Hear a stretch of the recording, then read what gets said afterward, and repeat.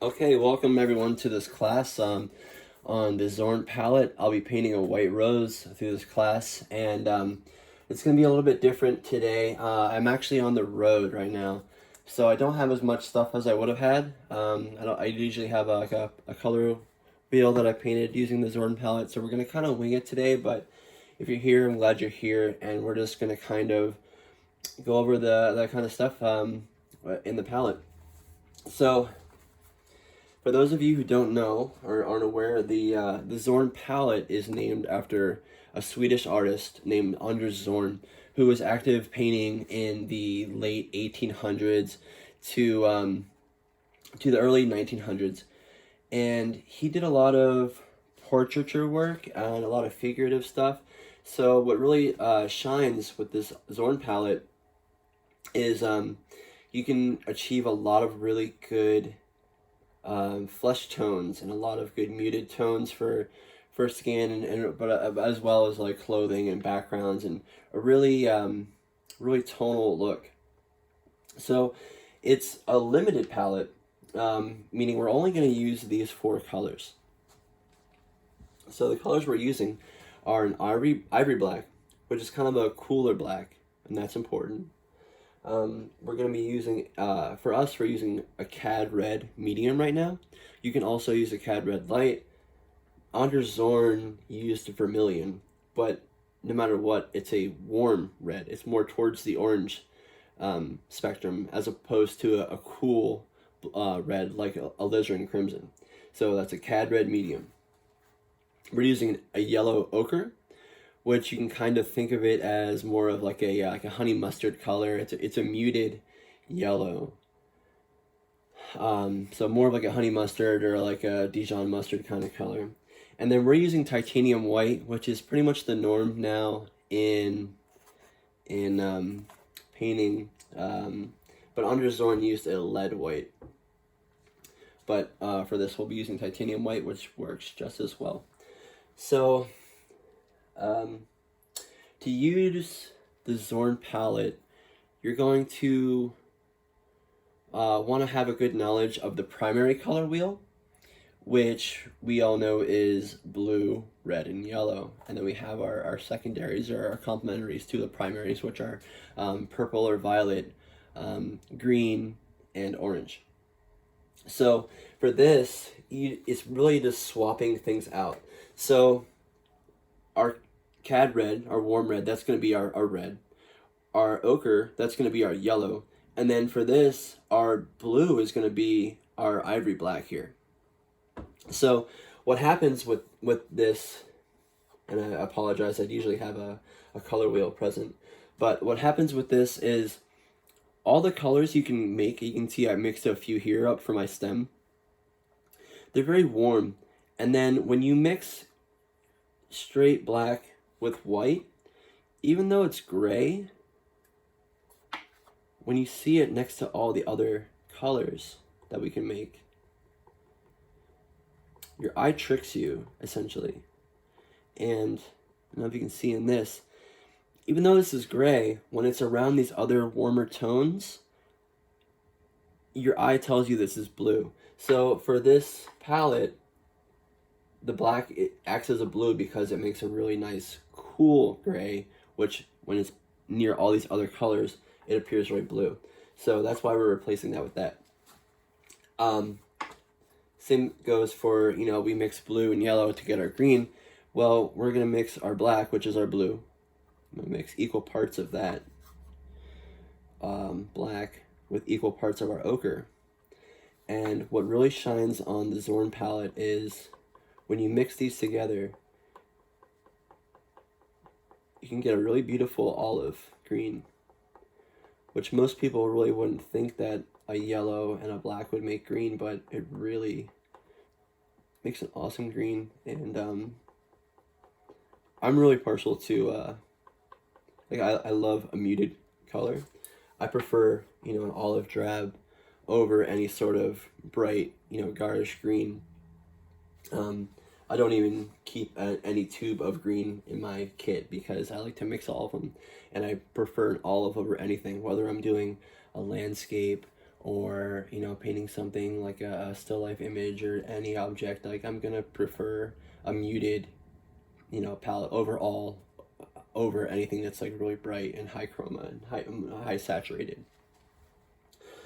So I'm gonna get working on this. I got started a little bit, but we're just gonna keep going. So this is a rose that I'm painting today that I've painted in the other few classes I've done for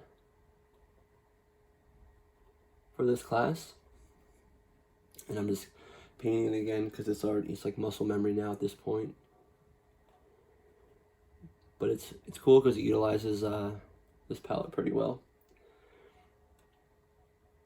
And what's cool about the Zorn palette is, so for this rose that I'm painting, even though the rose that I was using originally is an artificial rose I got from a craft store, and even though the leaves are a really bright green, we're painting them in olive. And the good thing about the Zorn palette is you're kind of forced to use what's in front of you, and that's what I think is really exciting about it. So instead of painting an object and having something that's really bright green or really bright purple or something in front of you, and you say, well, I don't have those colors, instead of reaching for a tube of that color, you kind of think and go, okay, how can I achieve that with this limited palette? And as long as your values are still there, the painting is going to come out good. It's going to have a nice tonal look to it and have a nice kind of cool mood to it. So for this darker and the shadow colors here and our leaves, it's a mixture. I made the olive with the black and the ochre equal parts, which is this one right here, and then I added more black to that to make it darker. But it's not only just making it darker, it's because it's a cooler black, it's adding more of our blue hue to it, which we all know that shadows appear better when they have a cooler tone to them. So that works out really well. Same with our this color here. That's our olive, and then I added more ochre to. So not only did it brighten it up, but also warmed it up. So when it's in our highlight, like say sun, bright direct sunlight's hitting it, it's gonna work for us.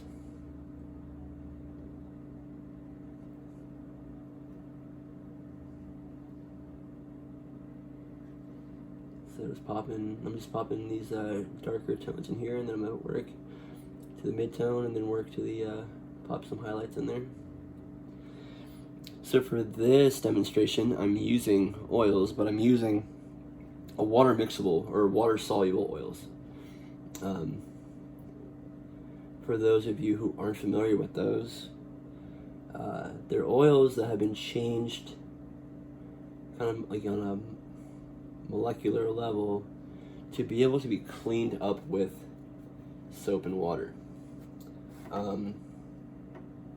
That's one of the many benefits of them.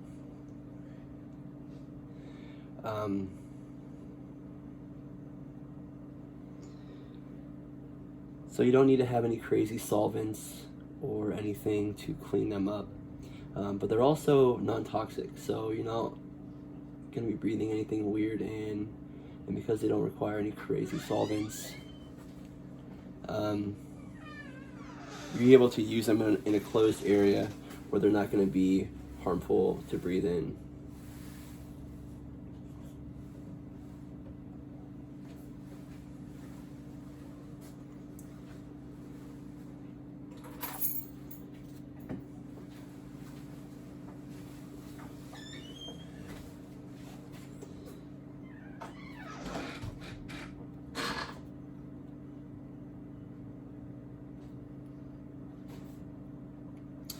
Another good pro to these, well, you can take this as a pro or a con, but they dry dramatically faster than your traditional oils.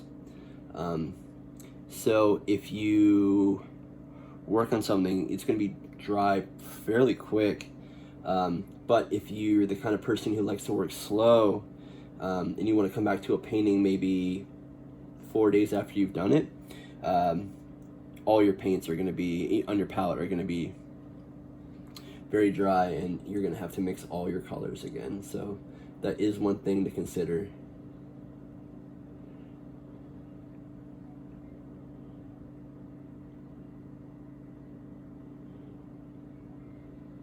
So we're just kind of knocking in these values on our leaves here. Get some kind of mid-tone going here, and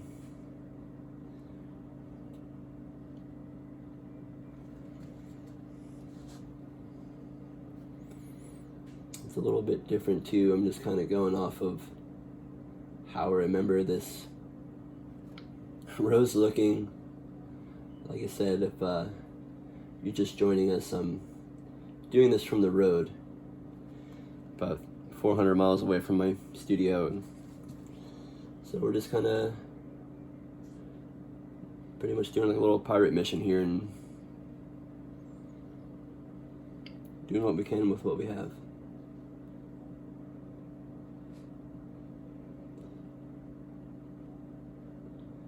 So I'm doing this rose because the rose that I picked out from this craft store, it had all the parts that I knew would work really well for the Zorn palette.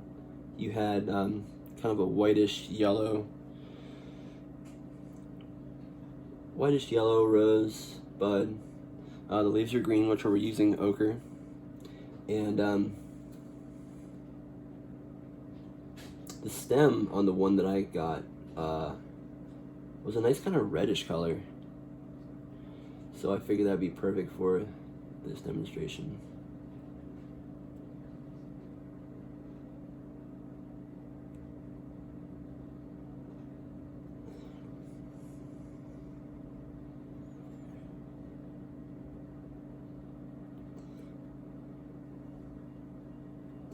Blending in our shadows here.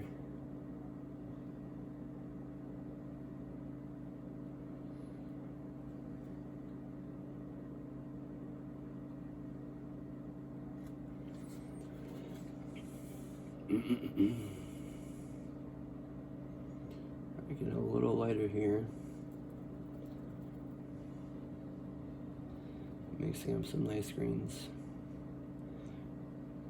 It's crazy because you'd think that these colors wouldn't make greens, but the greens that the Zorn palette produces are by far my favorite part of the whole thing.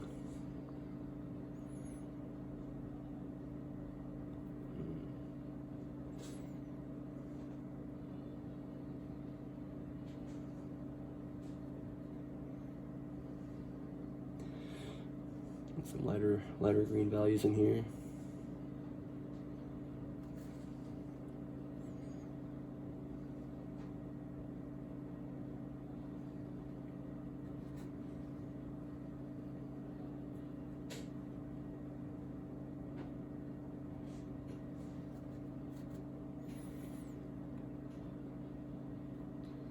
What I'm gonna do now, another thing too with oils, if you're familiar, is they're so inviting of whatever colors next to them. They really like their neighbor. They'll absorb that into their real well. So whatever you put down, it just wants to go with the flow real well, as opposed to, like, say, an acrylic that it's gonna be kind of like harsher and dry faster, and maybe doesn't really want to work with whatever colors around it. Another pro to using oils, whether they're water mixable or they're these ones, if they're water mixable like these, or if they're traditional oils, they're going to dry the same color that you mixed them. So an acrylic dries darker than you apply it, just like in a watercolor is going to dry lighter than you apply it, or lighter than you mixed it.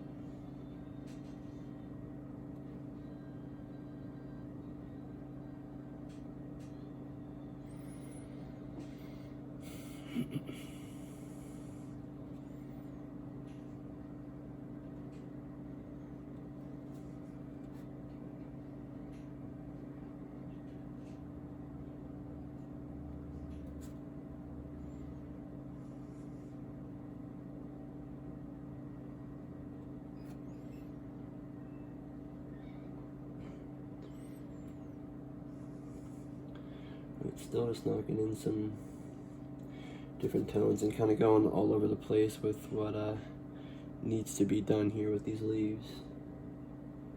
After that, we'll move on to the stem, and then we'll move on to the bud, which is why everyone is here, I believe. But I always think that the leaves and the stem are the most important part of a rose, because they're taking up most of the composition. You know, if you were to just paint a rose bud by itself, without a stem, without leaves, it's just gonna kind of look like a head of cabbage, a red head of cabbage, or in this case, a white head of cabbage. So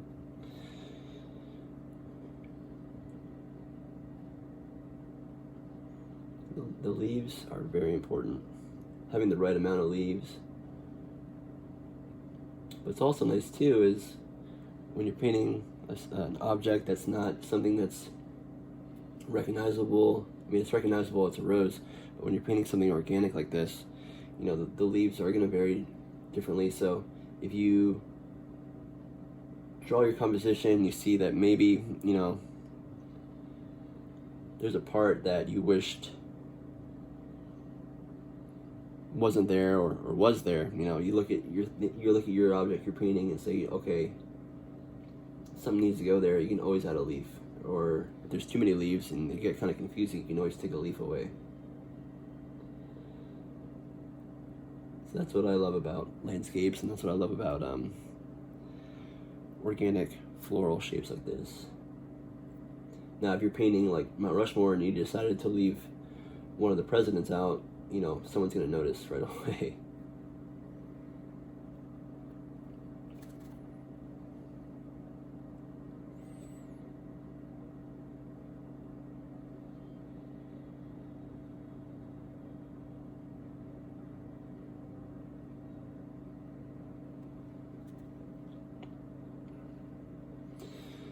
So I'm going to get a little bit of this kind of cooler olive in here, because it really stood out in the initial still life I had set up, because I had some natural light coming in, and the bluish light from the window made this kind of like nice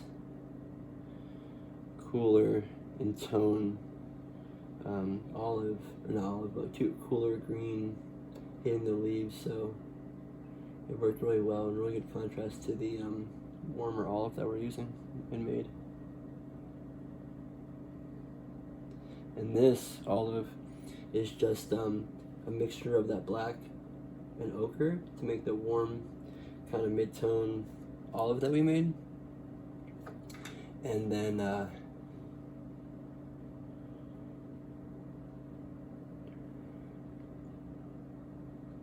adding black to make it cooler, but then adding white to brighten it up.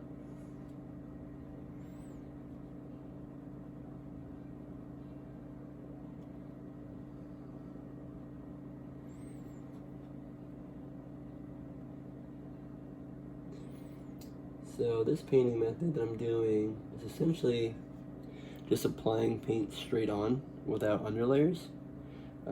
So for those of you who are familiar, this is more known as alla prima, or direct painting. Whether you do direct painting like this or you like to build up in layers, it's all personal preference. So there's no, you know,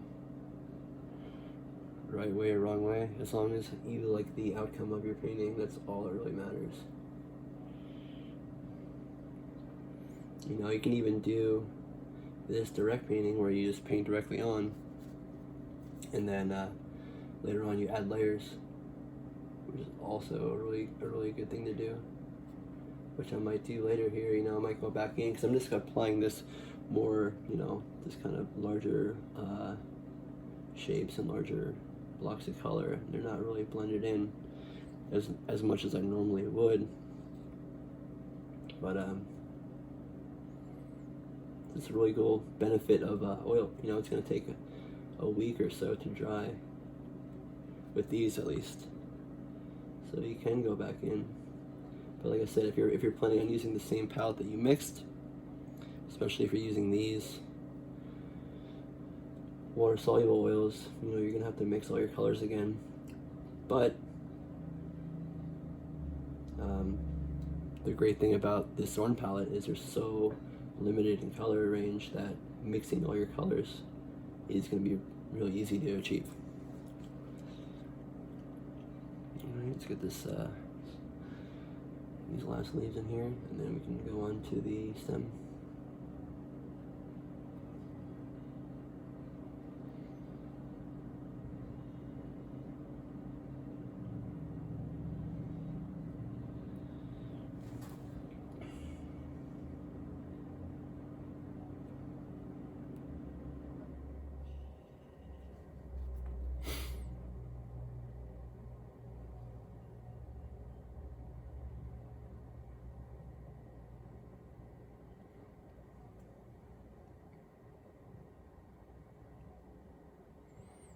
This one is kind of, I had my my shadows in there. I kind of went over with a lighter mid-tone, and then I'm going back in with my shadows to kind of blend them in and get everything familiar with each other, pretty much.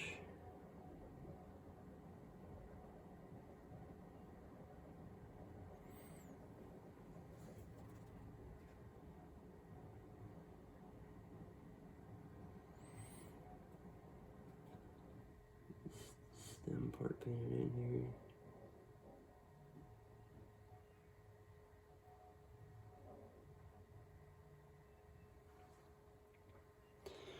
Alright, get some of our slightly cooler green in there.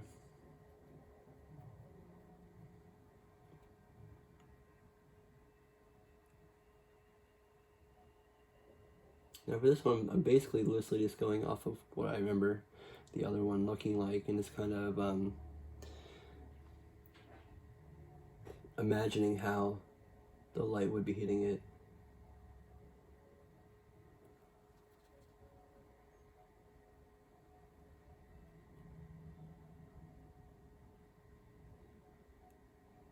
Because we don't have the object in front of us this time.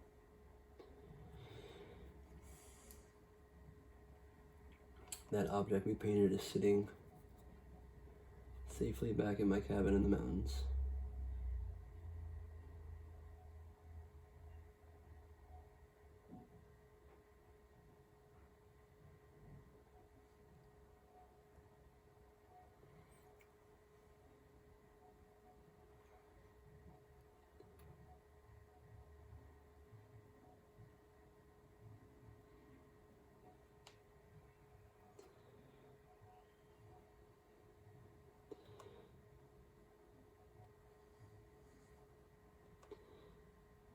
Alright, so we got our leaves in there, and now we can go on to our stem. So most rose stems we know are very green, but the one that I picked in the demonstration, even though we can't see the image in front of us, the one I picked is this really nice kind of red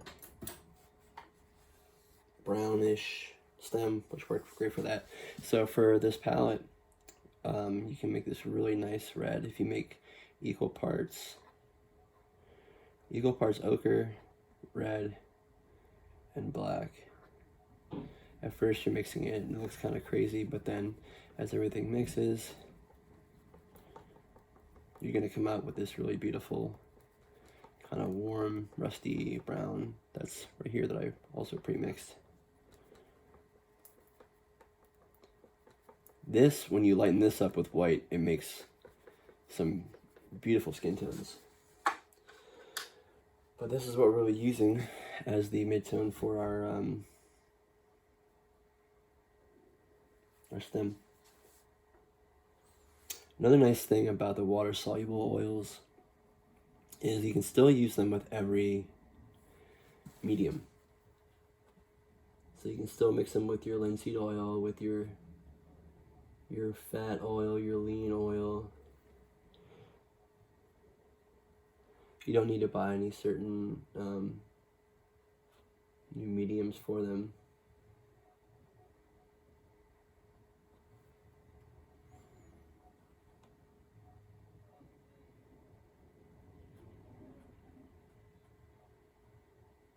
So I'm just kind of blocking in this middle ground here. Then,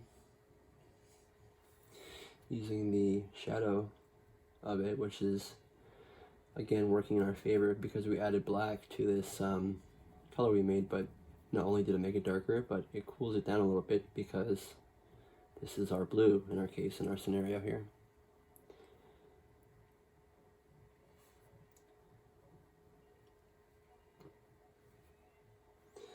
So this I'm using to get a little bit of like a shadow edge in here because we're imagining the light's coming from this way.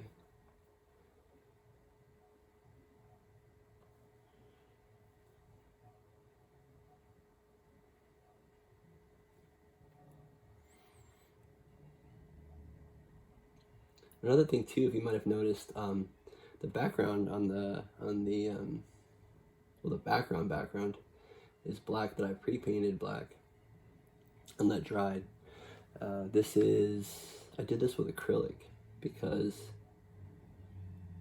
I can't speak for traditional oils because I only use the water mixable oils, but you don't need to prime with them. You can just go right on a gessoed surface, or in this case, I'll always, on top of a gessoed surface, I'll paint an acrylic background to give it kind of a tone. So the reason I do this, like when I, for this color, it's kind of like it's a muted terracotta kind of color, not muted, I'm sorry, watered down muted terracotta color, which I do this so if you paint over anything and you have like a hole where paint didn't go, instead of having a gleaming white speck of canvas showing through at you and glaring you down, you're gonna have this, and that works out really well for plein air. Honestly, when you're painting a landscape, if I do like a kind of a terracotta background, when I'm putting that blue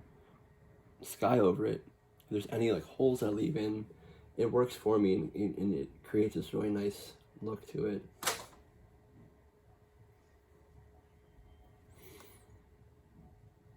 So now I'm just popping in this highlight here. Get a little red in the middle there when the leaves touch.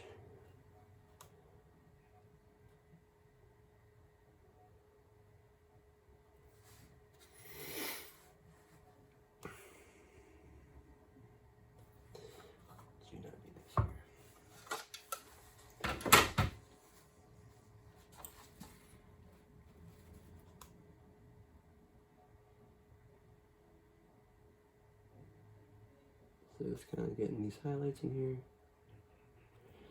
And then I'm going to go in even more the highlight, make a pretty light one. So this kind of putty color is,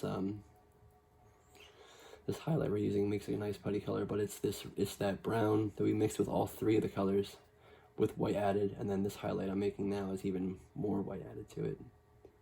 Once again, if you really look at this in the tone, you know, in the terms of like skin tone, that's going to make some really nice flesh tones. If you're painting,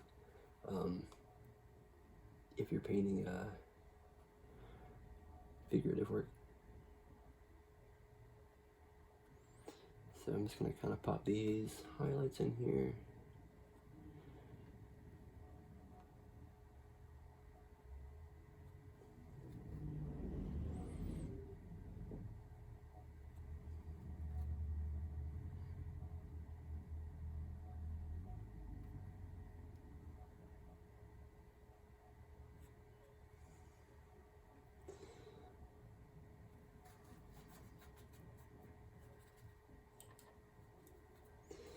Nice. Okay, there's something I want to hit real quick on this leaf. And then we'll move on to our bud.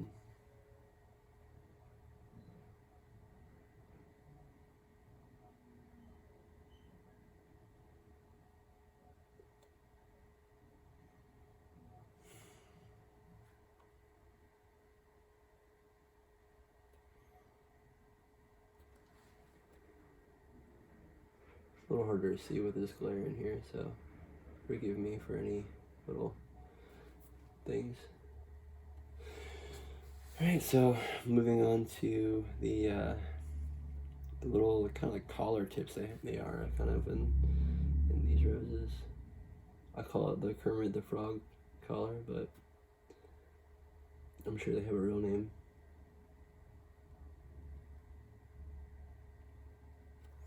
What I like doing is mixing a little bit of a red at the tip, because the I don't know if all of them have it, but the artificial rose I got had really cool red tips at the end of these.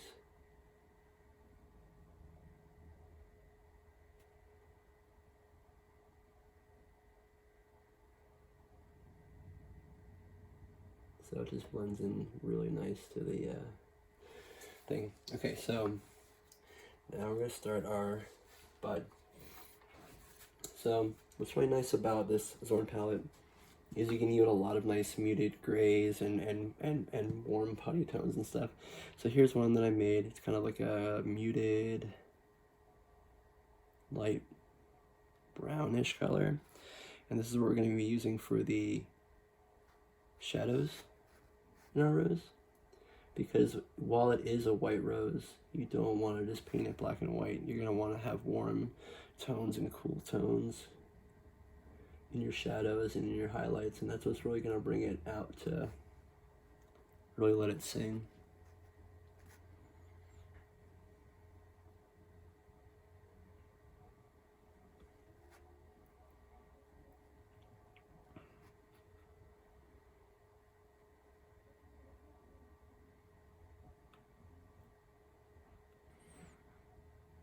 So I'm popping in the darkest things first. I typically always do that with the way I paint. If you noticed on the leaves, I did all the darks first, and then I kind of build up from there.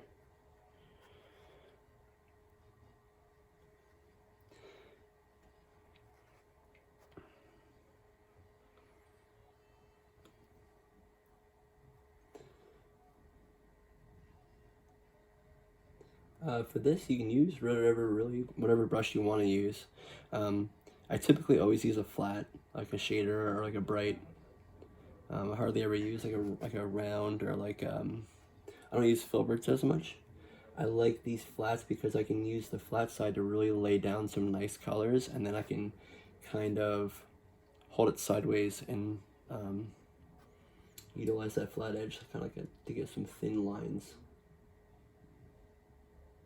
And that's with, this is a small one. I think this is a 2 that I'm using, but when I'm even painting plein air, I still use a shader or a flat or a bright.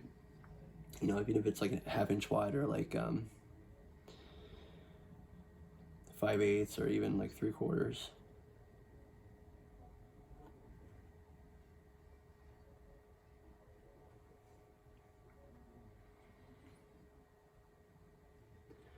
Just getting some of these.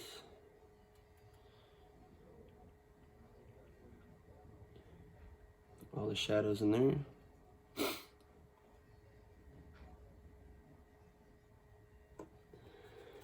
So next on the line, we have a little cooler gray that we made, but not as cool as this gray. As you can see the dramatic difference. This gray is much warmer than this gray, but this grayish tone is a lot cooler than the shadows we're using here.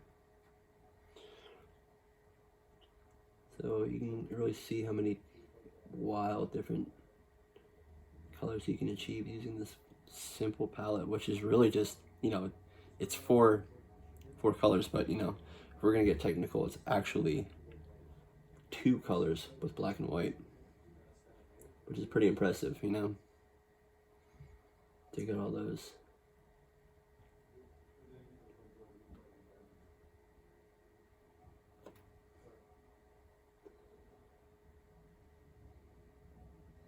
It always looks crazy too whenever you're painting on top of this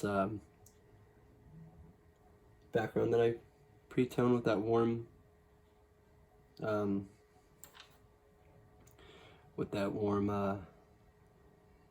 color.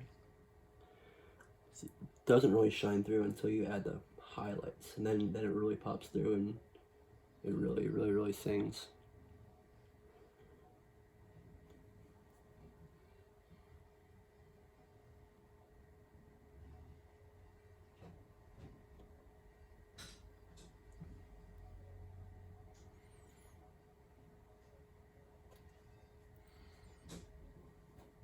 Right, so if I remember correctly, the original one we used had this really nice yellow tone in the in some of the parts where the light wasn't hitting or shining through. So we're mixing our ochre with some white.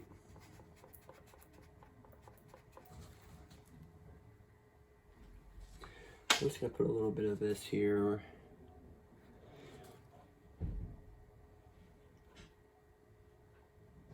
Once again, it looks kind of crazy when it's on top of this terracotta color, but I promise it'll come out in the end and look nice.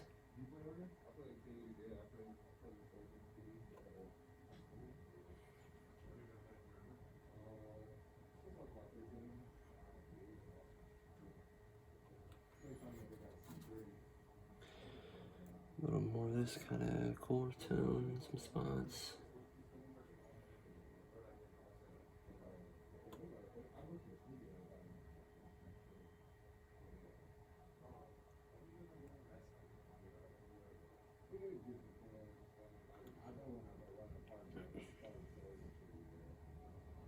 Alrighty.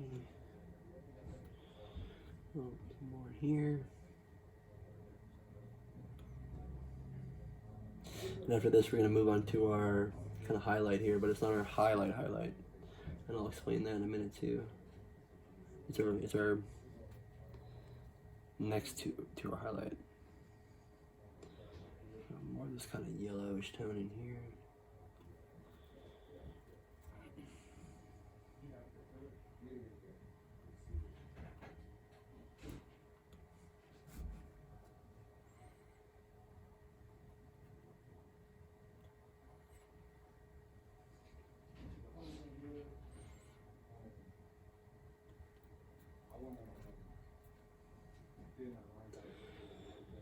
Okay, so for our kind of highlight here, I mixed in the ochre with a lot of white, which yielded a really, really pale yellowish white, or like call like an antique white.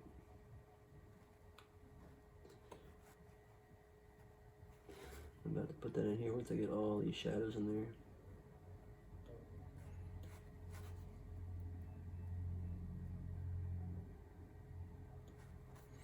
Okay, so this is our antique white we're using as basically the highlight of our rose.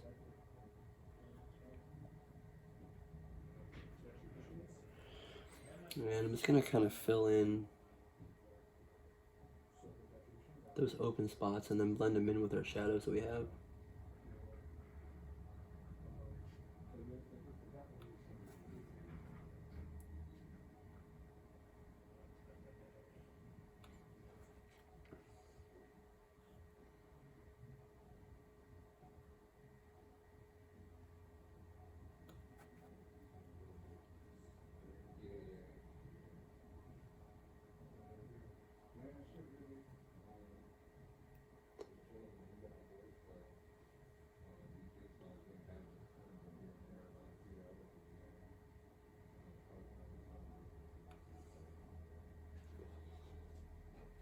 Blend those into our shadows, and then if you kind of go over your shadows a bit too, you can go back in with those again to bring them out, add them, you know, to your, whereas, you know, say I wanted to have more of their shadow kind of show in here, I can go back in with my shadow color and bring that back out.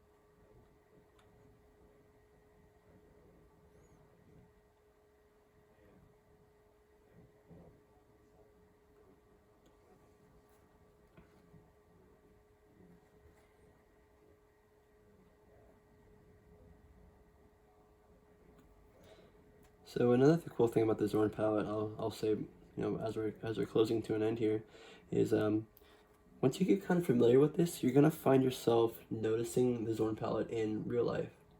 Whether you're looking at a rose like this, or if you go out on your driveway and you see your neighbor's house and they have their brick house, especially if it's like a overcast day, you're gonna go out and you're gonna see the sky that's kind of a grayish blue, and you're gonna say, you know what, I can mix that. I know exactly how to mix that color, with the Zorn palette. And then you're gonna see your neighbor's brick wall, and those red bricks. You're gonna say, okay, I definitely made that, when I mixed those in there. And then you're gonna see that red wall that's covered in ivy, and even though the ivy might be super bright green, you're gonna kind of envision it and say, well, I could paint that too by mixing all these crazy olives that we can get and achieve with the Zorn palette. So you're gonna see the sky, you're gonna see this brick building with this ivy and the lawn, and you're just gonna kind of envision it in the Zorn palette, and that's a really cool thing to do. When you become really familiar with it, you're just gonna start driving and looking at around and saying like, okay, yeah, that's definitely Zorn palette.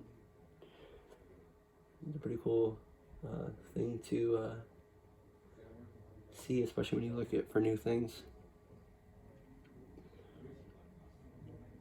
And like I said earlier, my favorite thing about the Zorn palette is just really using and utilizing what you're given instead of trying to scramble and try to pour all these colors, all these different greens and blues and purples and stuff, when you can just kind of make them, even though they're gonna be muted and not exactly as you see them, but you're gonna come out with a better moody painting at the end.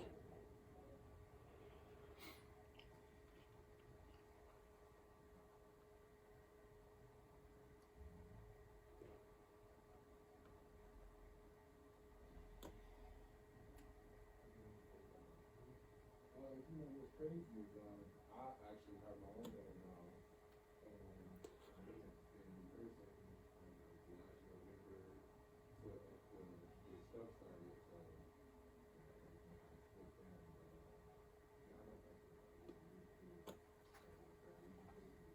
Alright. I want to hit a few of these shadows in here again, make sure there's no kind of holes showing through. Even though, like I said before, I don't mind having some holes showing through when I have this kind of red color behind it. Back in here.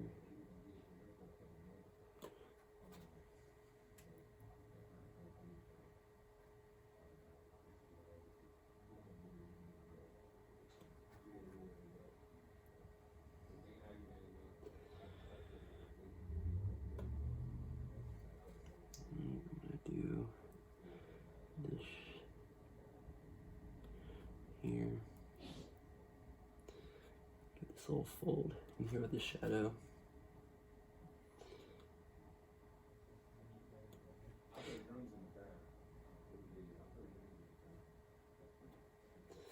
So another key thing about the Zorn palette is when you're only using a limited palette, and this goes if you use a limited palette in general, if you're going to use like a limited primary palette, whatever.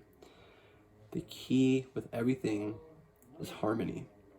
Your colors are going to be more harmonious because they're all working with each other. Or in a case where, your olive leaves are made up of black and ochre, but your red stem is also made up of black and ochre with a little bit of this red. And then same goes for all the whitish kind of muted tones in here. They're not just white and black. I'm mixing browns, which I'm increasing the coolness and the warmth with the white and the black. So by doing so, your colors are going to be more harmonious. They'll all be working together instead of one random, purple color just standing out like it doesn't belong there. Everything looks like it has a place.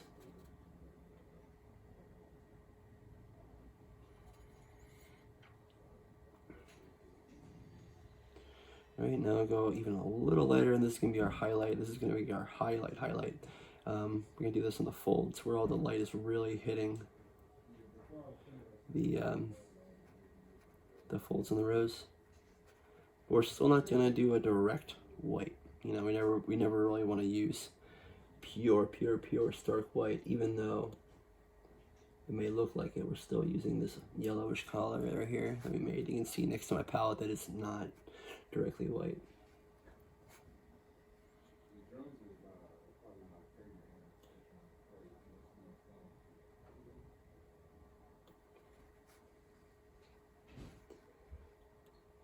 I just got a bass a couple months ago. I tried to play bass a little bit.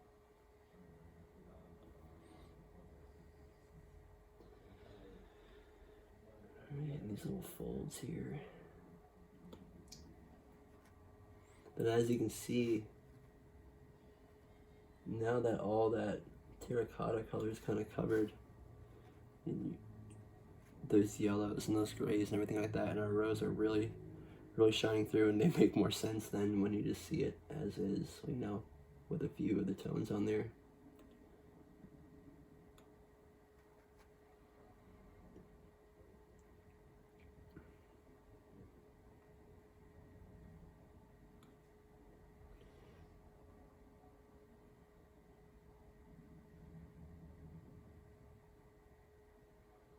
Just kind of blended in there, and then it's looking like a rose to me, like a white pale rose that we achieved. You know, we did a light pale yellow rose with green leaves and this kind of rusty brown stem, and we somehow achieved all of this by mixing a red, a yellow ochre, black and white.